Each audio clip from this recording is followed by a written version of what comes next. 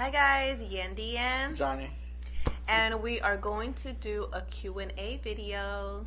I am Cachiquel Maya from my mom's side, which is Guatemalan, and on my dad's side, I am Mexican. And I am from the Tule River tribe, from the Tule River Yokuts, right in Central California. I'm 32 years old and I'm married to him, and we have 2 kids together. We started Our Indigenous Traditions in 2016, and I wanted to make clothes that was appropriate for powwows and still cute and still representing wearing tribal patterns, and that's how it slowly started going. And I didn't know how to sew. That was the main thing. I had to learn how to sew. I had like a good idea, but I didn't know how to sew, so I had to slowly start learning. I looked up YouTube videos, I cut up my clothes and like try to put them back together, and he would give me these big old assignments to do, big old like projects, and I just went for it. And so I take care of the design process of it all. I'm the designer and he handles the business side of everything else. If he wants to share like what and all that intakes or what all happens, he can let you know. Graphic design, a website, your sales pitch, the one who gets it all in your head, just to play around with you and share the education and culture. We're going on 4 years with our business now, and we started off with a website. Then we started vending at powwows. We would go to powwows anyways, and so we just decided to start setting up at powwows, and so that's how we slowly started getting out there. I also want to share a little bit more about my personal life, where I came from before us happened, kids, marriage, and business. I grew up in the Los Angeles, California area. I grew up in a bad neighborhood, but eventually slowly got myself out of that and just started living or getting into like a different lifestyle or just different jobs that you would expect living in like a bad area, but got burnt out of that fast lifestyle. I was working in a commodity trading firm for 7 years, and then that's when I met Johnny, and I think it was just like a sign as to change it up, because like I said, I was getting burnt out of that city life. And so when I met him, I started just slowly working on myself. I started focusing more on myself and fixing dad issues too. Didn't have my dad growing up with me, but we eventually fixed it, and we're still working on it. It's been like since we've been together, that I've been working on that relationship.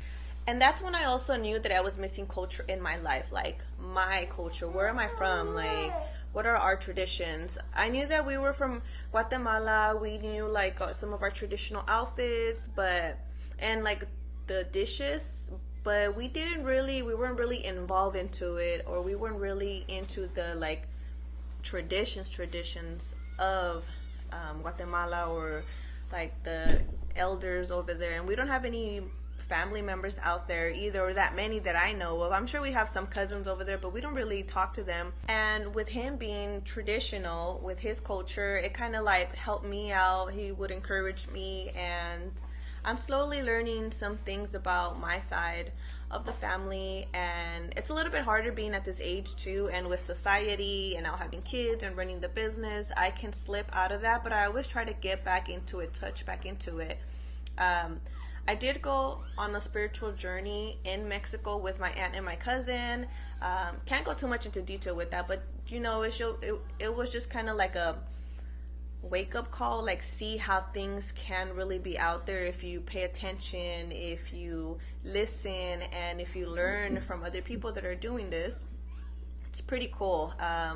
Maybe I could touch in on some things about that in another video, but that's pretty much where I'm at now. With what I've learned, with what I'm learning, because even at this age, I don't think you'll ever stop learning, but I'm glad that I've gotten into some of the things that I know now, and like I said, I'm still learning. Alright, so a little about me. I'm from the reservation of Tule River Indian Reservation. Grew up and raised there. Up in the mountains, we have sequoias and redwood trees up in the hills, so that was experience. I always tell people it's like a vacation on a vacation. I mean, you're not in the city life, you're not in the whole entire environment area of the city where you have people to worry about. We got animals to worry about on the other end. My experience wasn't bad on the reservation. I mean, we were kind of away from everything, meaning away, isolated, up a mile up the road from the casino and then off a dirt road, a good amount of time. Just wanted to get an education, so once I got older, went through the whole school thing. Was alright at it, wasn't a whole all-star or everything, but I got my stuff to claim though. But went off to get education, graduated, came back with my bachelor's with business management. Worked for the tribe with education, and then tribal council, and then and I say it all easy, but all that stuff ain't easy. I mean, it's just, to me, it's just like was the process of the steps of my goal in mind to get to that stuff, but it wasn't that crazy easy. Just being around people, that was the main thing. Being around all these unknown people that always question of what Native culture is, or I never met a Native American and all that stuff, and that was the whole kicker for everything for me. So then met Yendi at a powwow, and then then it happened from there. I don't know what happened. She's been here ever since. Couldn't leave me alone. And then we established this business. And he invited me to his canopy, okay? He invited me. I was the guest. It was my first time at a powwow. I was just talking about. You want to come sit with us? I didn't say that. Yes, you did. She invited herself. No, I didn't. So myself, growing up culturally around the powwow circle, around the different protocols on the reservation that we have to go through, of course, regarding eagle feathers, regarding certain type of regalia, regarding certain type of medicine, doing those protocols you have to learn as a kid and growing up to as an adult. Just the simple stuff that we have to understand as a native person within our reservation, and then passing that knowledge on to the kids too. So growing up that way was kind of intense too, but in a good way, meaning a good intense, because it kind of keeps you away from everything. It keeps you away from a certain type of drugs going on the reservation and certain type of stuff going on and off, and then just passing that knowledge down to the next generation and generation. So that knowledge is passed down to myself, and I try to teach it to the reservation kids, our own, and the other kids too that I try to understand, and the adults too. I mean, stuff that gets me upset too is because I was the kid that would listen to the elders, listen to the uncles and aunts and their stories. It's kind of interesting too when the stories that is being passed down from the other person's relative, but still part of your family, and the other person's relative, close relative. Then hearing the adults now talk about how they wish they could, remember, or they wish they would have listened to their person's story, and that kind of hurts too. It hurts because you have to share that with them and that experience with them. So that's why we're starting this up with Our Indigenous Traditions. To carry on that knowledge and to pass it along, because sometimes people forget over here, and sometimes people don't understand, and they want to go into more deep understanding of the why, which is very important, of the why. So that's something that we started with this company too, more on the educational factor itself. So going back to when he was saying what do you want to learn? Are you just wanting to learn about the culture and that's it? But it's not that it's just that's it, but it's just like some of us aren't confident yet or don't know everything to go into politics, to go into leadership. Going back to when he was saying that, what do you want to do with it, is do you just want to find out more about your culture, which is where I'm at right now, is I just want to find about the culture, or is it more of you want to go into the politics side of it all, which he's in it, he's all in there, and he knows about his culture. But so it's just which one do you want to do type of thing, because there's a lot more that is behind all that culture, and there's the good and the bad, but ultimately it's good overall. Then you go on to settlements, and then you go into different lawmaking, and it's just you're just gonna get angrier and angrier. I'm telling you right now. You're gonna get angry. We talk about boarding schools. You talk about all this hidden agenda stuff. You talk about pipeline. I mean, there's a lot that's going on and has been hidden underground in that Indian people don't country. talk about. Yep, people don't talk about, or they're being forced not to talk about. Or the social media don't talk about it. The news. Social media talks about it more. I mean, you put your own stuff out, but the news don't say nothing. The news, the main media.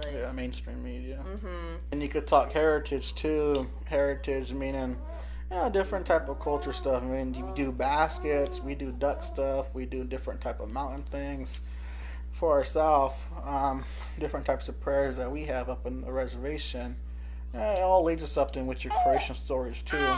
Yeah, so in our culture too, we always have the seventh generation. That if you hear that, it's always we help each other out or we do better for that seventh generation. And you're always someone's seventh generation, and kind of keeping that standstill of doing good and what's going on. I mean, my seventh generation back then, I mean, I think they'll be pretty proud of what's happening today comparing to what's been going on. And the reason why they fought in the war, the reason why they survive. I mean, we could talk about 5150s that go on all the time of living in these two worlds with culturally and understanding tribal politics, tribal law. Then we live in public law 280 with our tribe. Certain tribes have that, of course. Following federal law, I could get in trouble over that, I get in trouble over there, I get in trouble over there, and then I get sued for all three. And you're like, what the hell, man? It's kind of difficult. And then you have historic trauma that happens all the time when you hear things, and that's all the other side. But you have to keep in those factors in your head of life, really, with those 5150s. And sometimes people just need a break. I mean, sometimes people just need to love each other, to hug their kids and whatever. And you talk about ICWA too, and there's a whole bunch of different stuff you can get into, and departments, of course, that happen within the cabinets of the whole United States of America. Like we said, it's a lot.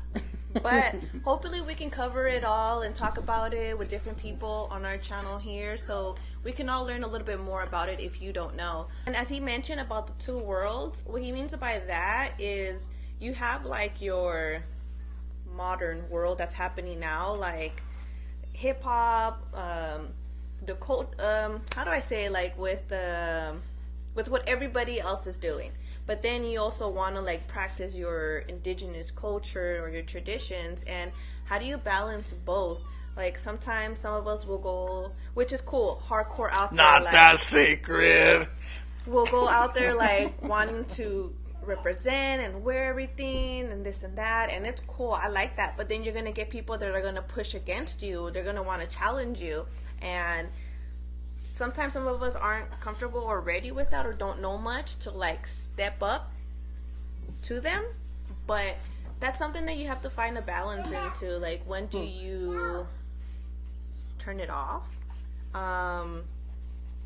But that can be hard for some of us to turn it on or off. But and another reason that I think that this will be helpful, our platform or sharing each other's culture, is that if you can't find it out there, or if you might be by yourself, you can tune in here, message us, ask us questions, or just chime into one of our videos and you'll feel like you're here or you're hanging out with one of us. Alright guys, so we're gonna end it here. Hope to catch you guys on the next video, and if you guys have any questions or maybe have a conversation with us on here, let us know. Don't be bugging me. You can ask me any question. And if you guys want to check our website out, go to oitclothing.com. Bye. Bye. Say bye. Time to put them to sleep. Say bye. Bye. Dile dinosaurs.